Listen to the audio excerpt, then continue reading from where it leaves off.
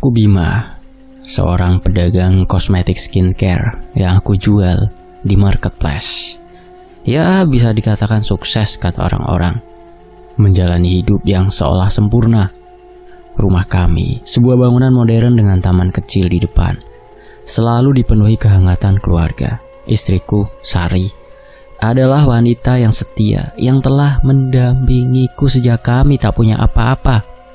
Anak kami, Rian, kini duduk di bangku SMA, seorang remaja cerdas yang membuat aku bangga.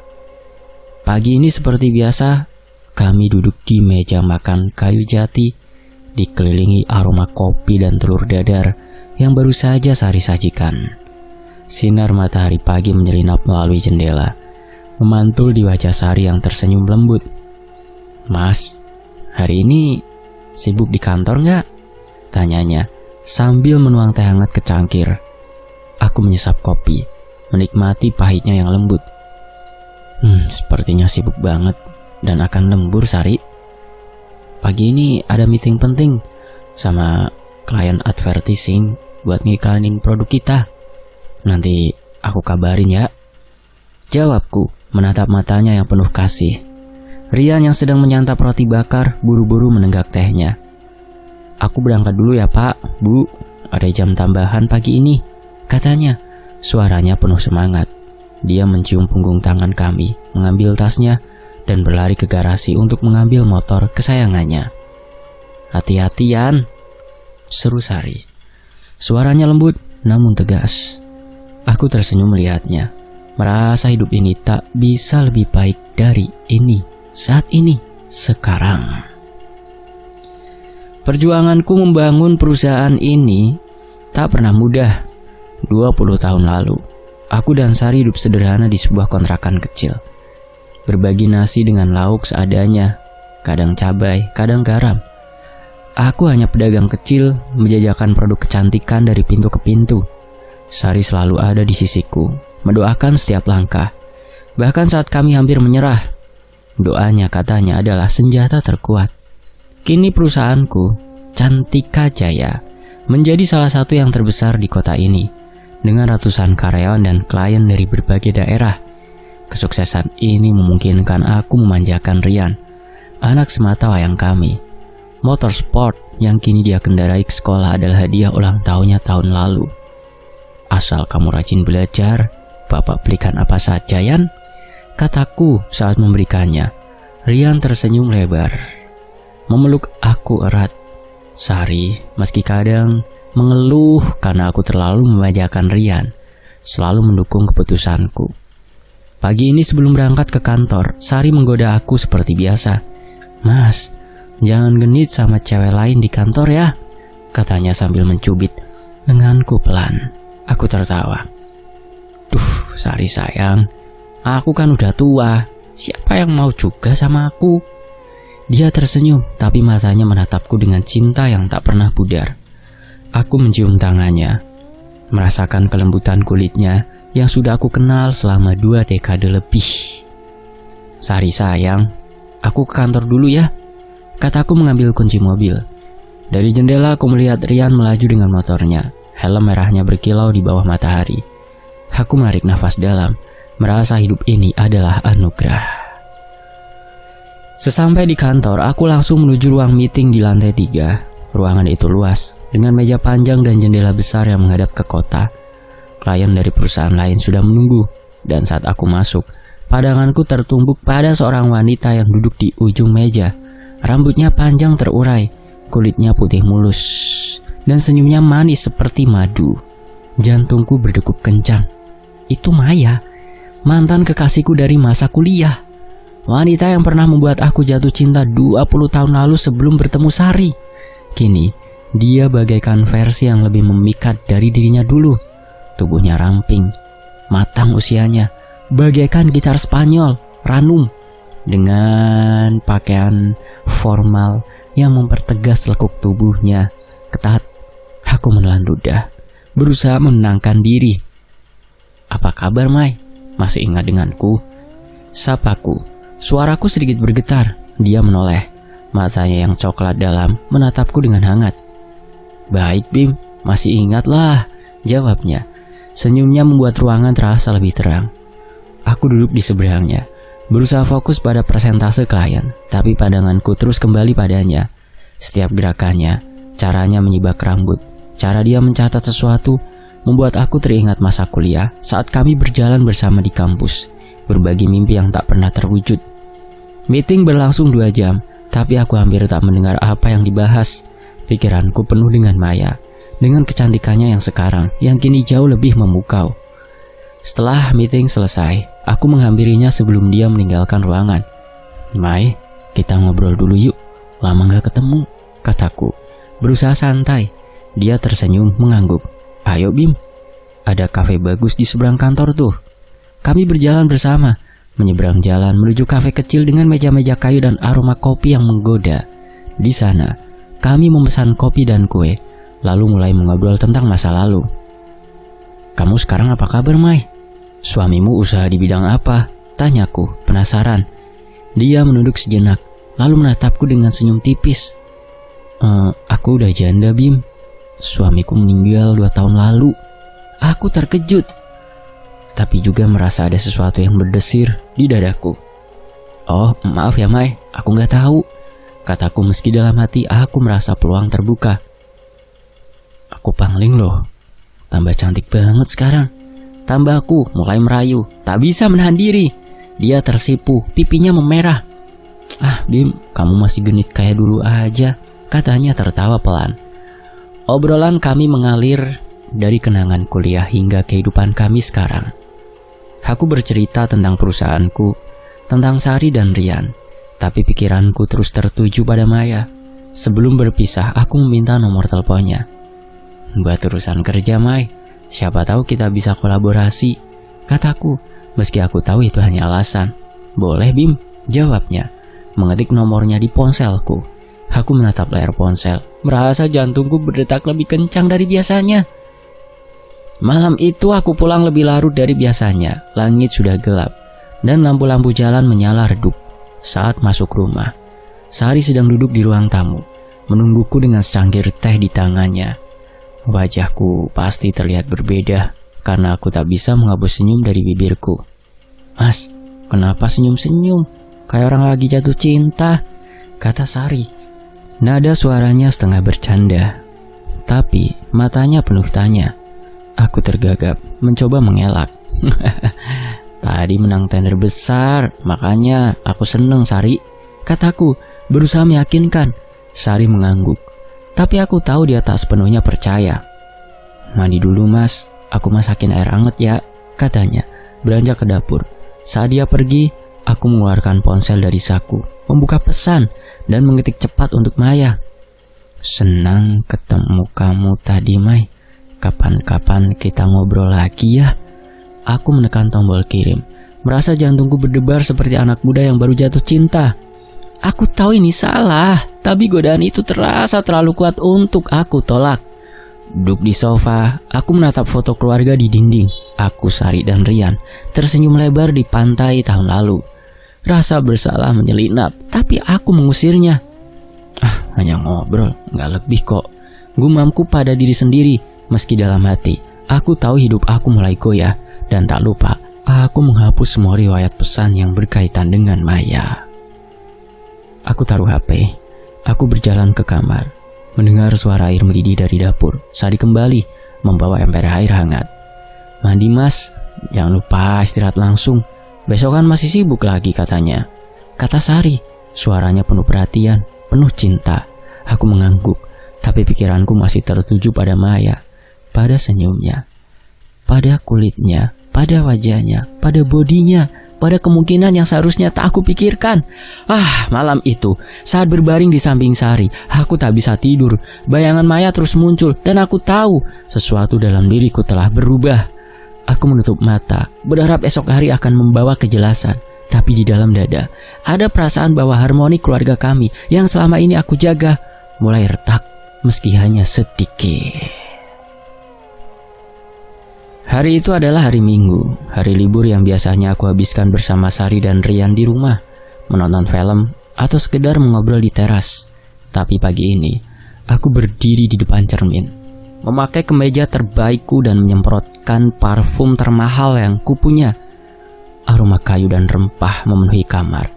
Sari yang sedang merapikan ranjang memandang aku dengan alis terangkat.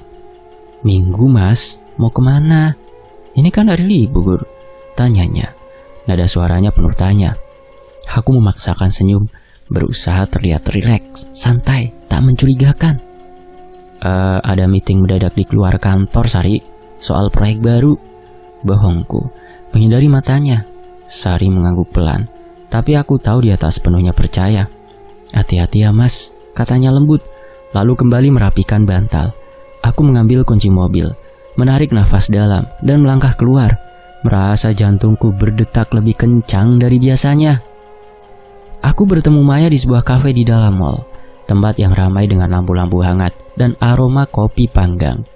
Dia sudah menunggu di sudut, mengenakan gaun biru tua yang mempertegas lekuk tubuhnya, rambutnya tergerai, dan senyumnya menyambutku seperti sinar matahari di tengah hujan. "Bim, lama banget," katanya. Nada suaranya genit. Aku tertawa, duduk di depannya. "Maaf Mai, macet tadi," jawabku. Padahal aku sengaja berangkat lebih awal untuk memastikan penampilanku sempurna. Kami memesan kopi dan kue, lalu mulai mengobrol. Obrolan kami mengalir begitu mudah, dari kenangan masa kuliah hingga kehidupan kami yang sekarang. Aku bercerita tentang perusahaanku, tentang kesuksesan yang aku raih saat ini, dan dia mendengarkan dengan mata berbinar. "Kamu hebat Bim, dulu aku tahu kamu bakal sukses kok," katanya. Tangannya mulai menyentuh lenganku sekilas. Sentuhan itu membuat darahku berdesir. Tiba-tiba kata-kata itu keluar dari mulutku, seolah tak bisa aku tahan. "Mai, aku jatuh cinta lagi sama kamu. Aku selalu mikirkanmu sejak kita bertemu pertama di kantor itu," ucapku yang dengan nada yang belepotan. Aku menatap matanya, menunggu jawaban. Dia tersenyum, tapi ada keraguan di wajahnya. "Bim, inget ya, kamu kan udah berkeluarga, ada istri, ada anak," katanya pelan. Aku memotong. Kita rahasiain aja Mai, gak ada yang perlu tahu, hanya kita berdua." Maya diam sejenak, seperti sedang mempertimbangkan. Lalu, tanpa kuduga, Maya mengangguk, senyumnya kembali. "Baiklah Bim," katanya. Saat itu aku merasa hidupku berwarna, seolah dunia ini milik kami berdua. Sejak hari itu, aku berubah. Aku mulai cuek pada Sari dan Rian. Sarapan pagi yang dulu penuh canda, kini terasa hambar. Aku sering buru-buru ke kantor, atau lebih tepatnya, ke tempat-tempat di mana aku bisa bertemu Maya dengan leluasa. Malam-malam aku keluar rumah dengan alasan lembur, tapi sebenarnya aku sedang bersama Maya, nongkrong di kafe atau klub malam. Suatu malam kami pergi ke klub di pusat kota, tempat dengan lampu neon berkedip dan musik yang menggelegar. Kami minum, tertawa, dan menari hingga larut. Alkohol membuat kepalaku pening dan hasrat kami membara. Tanpa pikir panjang, aku membawa Maya ke hotel di dekat klub. Dalam keadaan mabok, kami melanggar batas, melakukan hal yang seharusnya tak pernah terjadi. Pagi harinya, aku terbangun dengan kepala berat. Maya duduk di sisi ranjang, wajahnya pucat. "Bim, kita habis ngapain ya? Kamu ngapain aku?" tanyanya dengan suara yang bergetar. Aku meraih tangannya, berusaha menenangkan. "Tenang Mai, aku tanggung jawab kok. Kalau ada apa-apa, aku janji nikahin kamu," kataku. Meski kata-kata itu terasa asing di mulutku sendiri. Dia mengangguk pelan, tapi matanya penuh ketidakpastian. Aku mengantarnya pulang, lalu kembali ke rumah jam 3 pagi. Saat membuka pintu, aku melihat Sari duduk di sofa ruang tamu. Matanya merah karena menunggu. Cahaya lampu redup membuat wajahnya terlihat lelah. "Mas, dari mana? Kok jam segini baru pulang? Aku khawatir. Kok kamu bau gini sih?" katanya. Suaranya penuh kekhawatiran. Amarah tiba-tiba membuncah di dadaku. Mungkin karena rasa bersalah yang aku tolak. "Alah, bukan urusanmu Sari, minggir. Aku capek, mau tidur dulu," bentakku, melangkah melewatinya. Dia mencoba menghentikanku. "Mas, bentar. Aku cuma mau ngomong, kenapa kamu jadi kasar seperti ini, Mas?" Aku menoleh. Wajahku mengeras. "Ngomong apa sih? Ngomong besok lah, aku capek," kataku. lalu masuk kamar, membanting pintu. Aku mendengar isak pelan dari ruang tamu, tapi aku mengabaikannya, tenggelam dalam kegelapan kamar dan aroma alkohol yang masih menempel di tubuhku. Pagi harinya, aku bangun dengan kepala pening.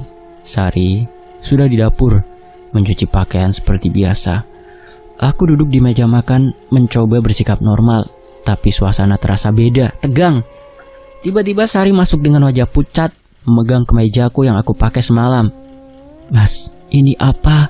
tanyanya, menunjukkan bekas lipstik merah menyala di kerah kemeja. Suaranya gemetar, matanya berkaca-kaca. Aku menatapnya, merasa terpojok, tapi egoku mengambil alih. "Kalau iya kenapa?" tantangku. Suaraku dingin. Sari menangis, tangannya memegang kemeja erat. "Astagfirullah mas, tega kamu. Setelah semua yang kita lalui," katanya. Isaknya memenuhi ruangan. Rian yang mendengar keributan turun dari kamarnya di lantai atas. "Ada apa bu?" tanyanya. Lalu melihat ibunya menangis. Bapakmu selingkuh, Yan," isak Sari. Rian memeluk ibunya, matanya penuh kemarahan saat menatapku. "Sabar bu, semoga bapak sadar," katanya. Tapi nada suaranya pahit. Aku mengabaikan mereka, mengambil tas dan pergi ke kantor, meninggalkan rumah yang kini terasa asing. Sore itu, aku melakukan sesuatu yang bahkan aku sendiri tak percaya. Aku membawa Maya ke rumah, seolah ingin menunjukkan bahwa aku tak lagi peduli pada Sari dan Rian. Saat kami masuk, Sari sedang di ruang makan, memotong sayuran. Rian duduk di sofa, membaca buku pelajaran. "Kenalin, ini Maya," kataku. Suaraku datar. Sari menatap kami, pisau di tangannya gemetar. "Siapa dia mas?" tanyanya. Wajahnya memerah karena marah. Rian berdiri mendekati ibunya. "Bapak kenapa tega menyakiti ibu pak?" katanya. Suaranya penuh emosi, kemarahan. Maya tersenyum tipis, berdiri di sisiku dengan sikap menantang.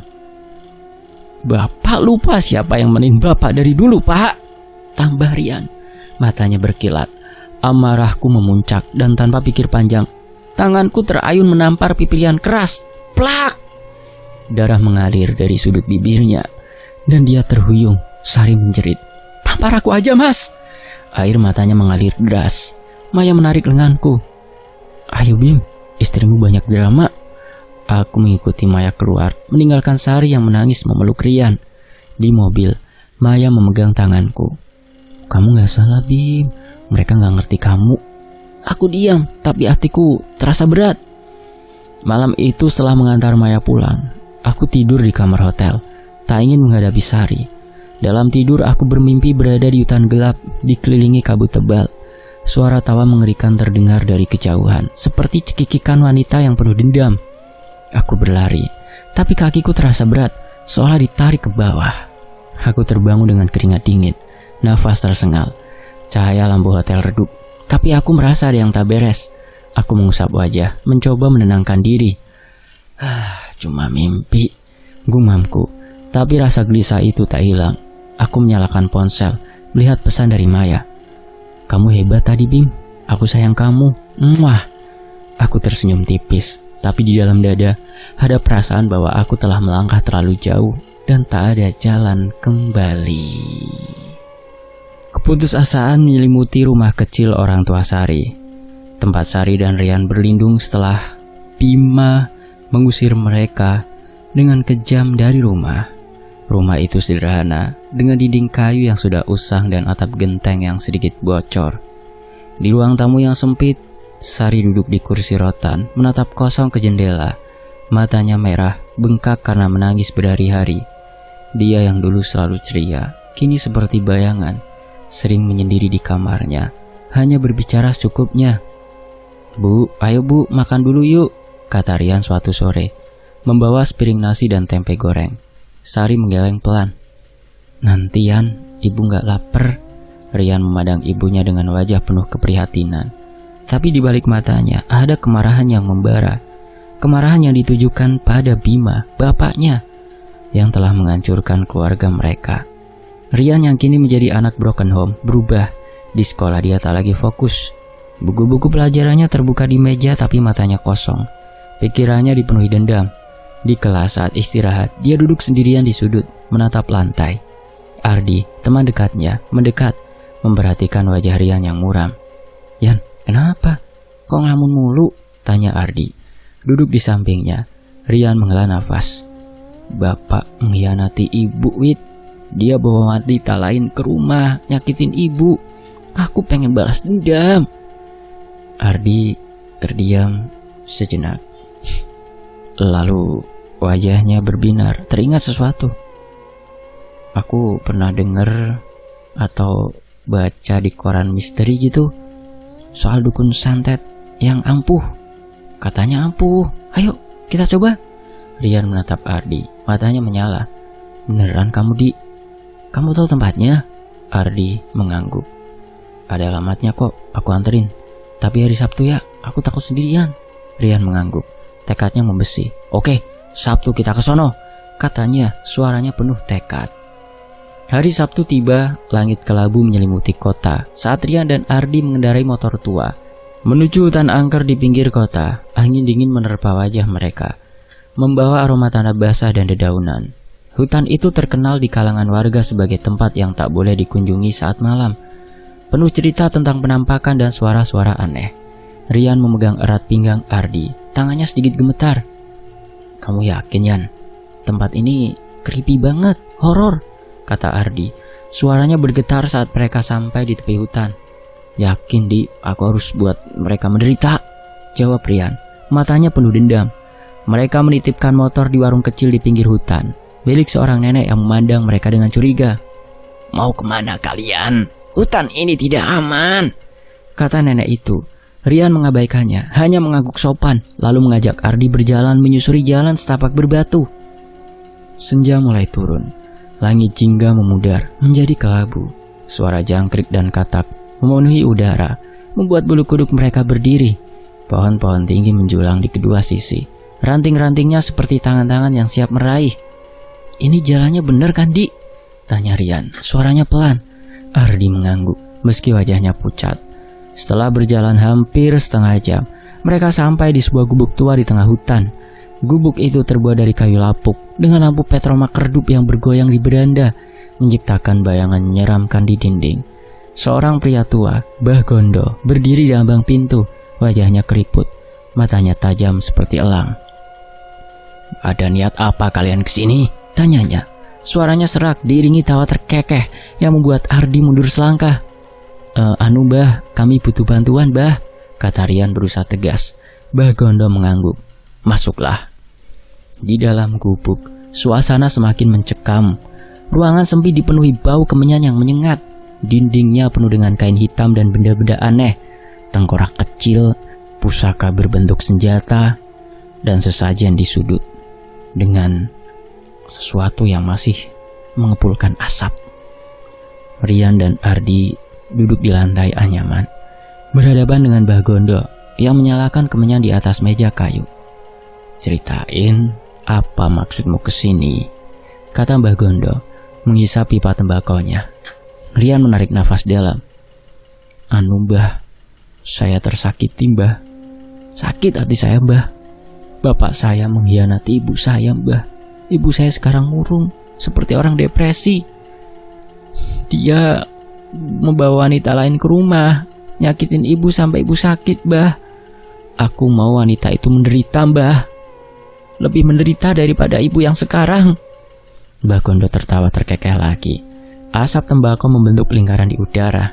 "Hehehe. Kamu yakin ini bukan main-main? Butuh mahar dan media yang lain, seperti foto atau benda yang sudah pernah dipakai yang akan kita targetkan nanti," katanya. Rian mengeluarkan foto bapaknya dan Maya, selingkuhannya, dari saku jaketnya. Foto bapaknya diambil dari album keluarga. "Ini fotonya Mbah. Maharnya berapa Mbah?" tanyanya. Bah Gondo menyebut angka yang cukup besar. Tapi Rian tak ragu. Dia membawa uang tabungannya, hadiah dari bapaknya selama ini. "Baik Mbah," katanya, semangat. menyerahkan uang dan foto. Bagondo mengangguk, lalu mengajak mereka ke ruangan ritual di belakang gubuk. Ruangan itu serba hitam, hanya diterangi lilin kecil dan asap kemenyan yang mengepul tebal. Di tengah ruangan ada meja dengan mangkuk tanah liat dan ayam hitam yang diikat. Rian dan Ardi duduk berhadapan dengan Bagondo. Tubuh mereka mulai gemetar. Bagondo mulai merapal mantra. Mulutnya berkomat kamit. Tiba-tiba dia mengambil pisau kecil dan menyembelih ayam hitam itu. Tret! Darah muncrat ke mangkuk, mengalir deras. Bau amis menusuk hidung. Ardi memalingkan muka. Wajahnya pucat, tapi Rian menatap lurus. Tekadnya tak goyah. Ini untuk mengikat santet, kata Mbah Gondo, menuang darah ke foto Bima, bapaknya. Rian menelan ludah, merasa bulu kuduknya berdiri, tapi dia tak mundur. Setelah ritual selesai, Mbah Gondo membakar foto bapaknya Rian hingga menjadi abu. Lalu memasukkannya ke dalam kain mori putih. Taburkan abu ini di depan rumah bapakmu, katanya, menyerahkan kain itu pada Rian. Jangan sampai dia tahu. Rian mengangguk, memasukkan kain itu ke saku. Terima kasih Mbah, katanya. Mbah Gondo hanya tersenyum licik. Hati-hati di jalan pulang. Hutan ini tidak ramah di saat malam-malam. Rian dan Ardi keluar dari gubuk. Langit sudah gelap total. Jam menunjukkan pukul 3 pagi. Udara dingin menusuk tulang.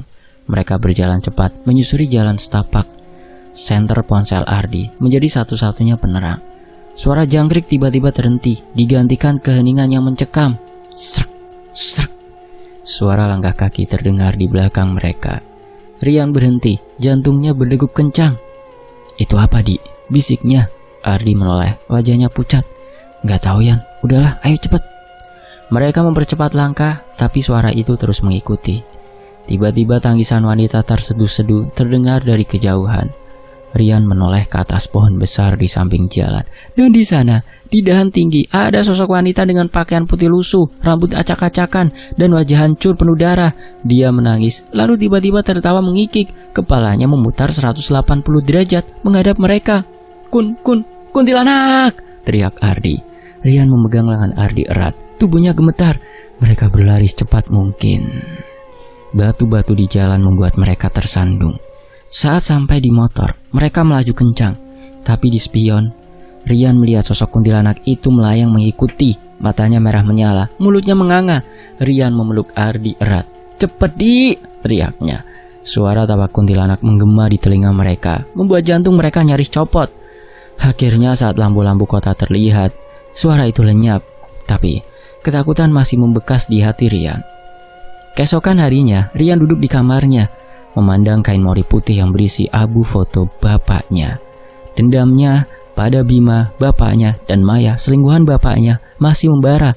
Tapi pengalaman di hutan membuatnya ragu sejenak. Namun melihat ibunya yang masih murung di ruang tamu, tekadnya kembali kuat. Dia harus menaburkan abu itu di rumah Bima. Rumah yang kini ditempati oleh Maya dan juga bapaknya itu, si Bima.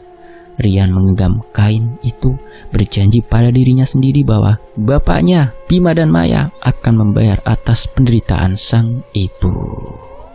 Kembali ke sudut pandang pertama, Bima. Pagi itu aku sedang duduk di ruang tamu, mencoba membaca laporan perusahaan.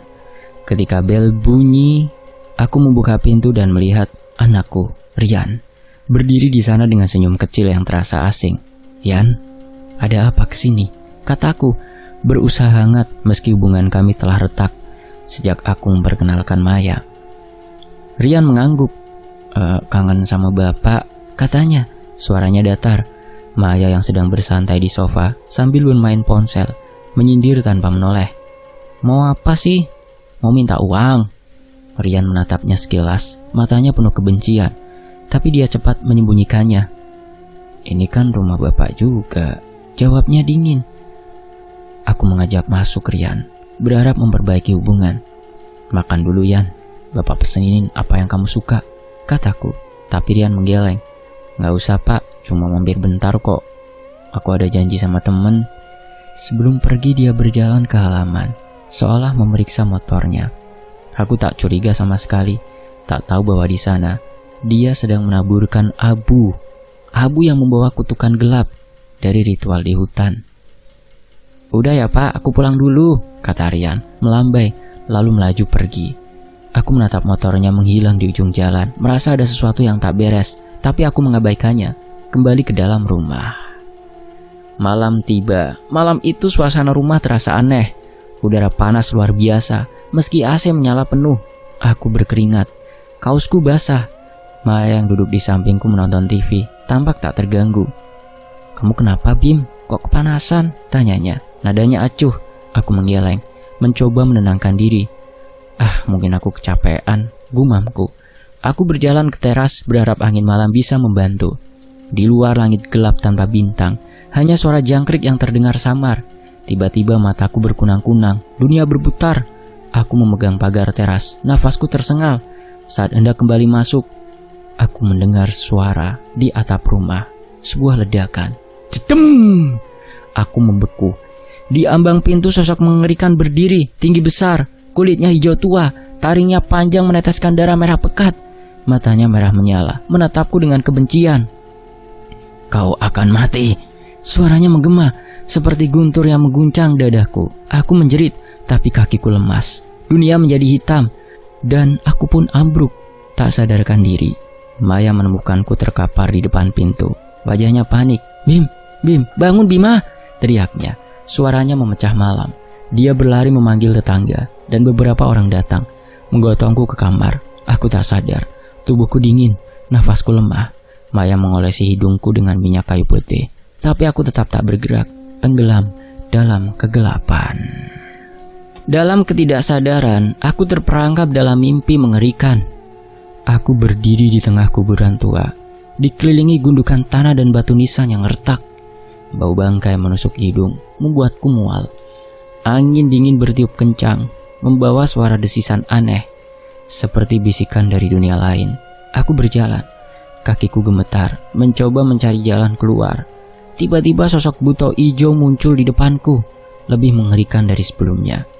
Tubuhnya menjulang, taringnya berkilau, dan darah mengalir dari mulutnya, membentuk genangan di tanah. Kau akan mati, serunya. Suaranya mengguncang bumi. Aku mundur, tapi kakiku tersandung batu nisan. Aku menatapnya, dan jantungku hampir berhenti. Sebuah huruf tertempel, baca olehku, Bima Pratama. Terukir jelas di batu nisan itu, bersama tanggal kematian yang belum tiba. Aku menjerit, mencoba lari, tapi buto ijo mendekat. Tangannya yang bercakar mencengkeram udara. Aku terbangun dengan nafas tersengal. Keringat membasahi tubuhku. Aku masih di kamar. Lampu redup menyala di sudut. Maya duduk di sampingku, wajahnya cemas. Bim, kamu kenapa? Ngeri banget tadi kamu teriak-teriak, katanya, menyerahkan segelas air.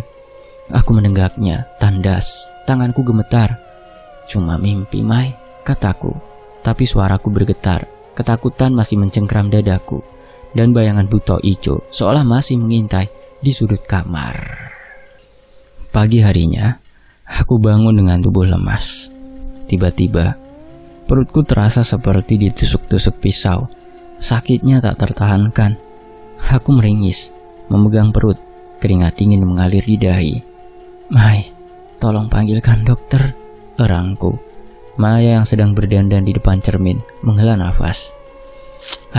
Iya ya, bentar. Sikapnya mulai berubah, tak lagi manja seperti dulu. Dokter datang sejam kemudian, memeriksaku dengan wajah serius. Pak Bima, kaki Anda lumpuh total. Saya sarankan ke rumah sakit secepatnya untuk pemeriksaan lebih lanjut, katanya. Aku terpaku, tak percaya. Lumpuh? Tapi kemarin aku baik-baik saja, Dok, protesku. Dokter hanya menggeleng, tak bisa menjelaskan. Maya berdiri di sudut, wajahnya datar, seolah tak peduli. Hari itu aku terbaring di ranjang, tak bisa bergerak. Perusahaanku, Cantika Jaya, mulai goyah tanpa kehadiranku. Klien mundur, karyawan bingung, dan penjualan menurun. Kerugian menumpuk. Aku mencoba menghubungi manajer, tapi tanganku gemetar dan pikiranku kacau. Maya semakin cuek. Malam-malam dia sering pergi ke klub malam, meninggalkanku sendirian di rumah yang kini terasa angker. Aku butuh refreshing, Bim. Lihat kamu kayak gitu, jadi gak suka aku. Kamu kan gak apa-apa di rumah aja, katanya. mengenakan gaun ketat dan parfum menyengat. Aku hanya bisa memandangnya pergi, merasa ditinggalkan. Malam-malam berikutnya, teror semakin intens. Aku sering terbangun tengah malam, mendengar suara langkah berat di lorong. Tuk-tuk, seperti seseorang berjalan dengan sepatu besi. Aku menoleh ke pintu, tapi tak ada siapa-siapa. Suatu malam saat aku terbaring, lampu di kamar tiba-tiba berkedip. Sosok Buto Ijo muncul di sudut kamar, berdiri diam, matanya merah menyala. Darah menetes dari matanya, mengalir ke lantai, membentuk pola aneh. "Kau pantas menderita," bisiknya, suaranya seperti angin yang membawa kematian. Aku menjerit, menutup mata, tapi saat membuka lagi, dia masih ada, mendekat dengan senyum mengerikan. Aku meraih ponsel, mencoba menghubungi Maya, tapi dia tak menjawab. Aku sendirian, diteror makhluk itu malam demi malam. Stres merasukiku, tidur menjadi musuh. Aku mulai memikirkan Sari, istri yang aku hianati, dan Rian, anakku yang kutampar. Rasa bersalah muncul, tapi terlambat. Aku terperangkap dalam kutukan yang tak kupahami. Tubuhku lumpuh, hidupku hancur. Aku mencoba bertahan, berharap ini hanya fase buruk. Tapi setiap malam, Buto Ijo kembali, membawa bau bangkai dan darah. Aku tak tahu apa yang menyebabkan ini. Apakah ini tulah dari perbuatanku kepada anak dan istriku? Rumah besar yang pernah aku banggakan kini terasa seperti makam, dingin dan sepi. Maya, wanita yang aku pikir akan menjadi pelarian dari hidupku yang membosankan bersama Sari, ternyata hanya peduli pada harta. Dia menguras rekeningku, mengambil perhiasan dan mobil, lalu menceraikanku secara siri tanpa basa-basi. "Aku gak bisa hidup sama orang lumpuh, Bim," katanya dingin, mengemas kopernya dan pergi tanpa menoleh. Aku ditinggalkan sebatang kara, terbaring di ranjang dengan kaki yang tak lagi bisa digerakkan. Perusahaanku, Cantika Jaya, sudah bangkrut, klien menghilang, dan karyawan berhenti satu persatu. Aku tak punya apa-apa lagi, hanya penyesalan yang menggerogoti hati. Setiap malam, teror Buto Ijo semakin ganas. Sosok itu muncul di sudut kamar, taringnya meneteskan darah yang mengotori lantai. Matanya merah menyala seperti bara. Bau bangkai memenuhi udara, membuatku mual. Aku mencoba berdoa, tapi kata-kata terasa hampa. Suatu malam, teror mencapai puncaknya. Buto Ijo berdiri tepat di ujung ranjang. Tubuhnya menjulang hingga menyentuh plafon. "Waktumu habis, Bima," serunya. Suaranya mengguncang dinding. Darah mengalir dari mulutnya, membanjiri ranjang. Aku menjerit. Jantungku seperti diremas. Nafasku tersendat, dunia menjadi gelap, dan aku tak pernah bangun lagi. Pagi harinya, tetangga menemukanku. Tubuhku dingin, wajahku membeku dalam kengerian. Mereka bilang saya mati karena serangan jantung, tapi aku tahu kutukan itu yang mengambil nyawa. Dalam kematian, aku akhirnya menyadari betapa aku telah menghancurkan keluargaku, Sari, Rian, dan hidup yang dulu sempurna.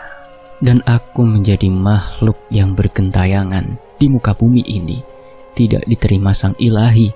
Dan aku menceritakannya kepada seseorang perempuan berdarah Chinese. Masih muda, tapi punya keahlian atau anugerah yang mampu berbicara dengan arwah sepertiku. Aku menceritakan semuanya kepadanya. Dan sementara itu Rian, anakku, belum selesai dengan dendamnya. Kematianku tak cukup baginya. Dia masih membenci Maya, wanita yang dianggap sebagai biang keladi di penderitaan ibunya.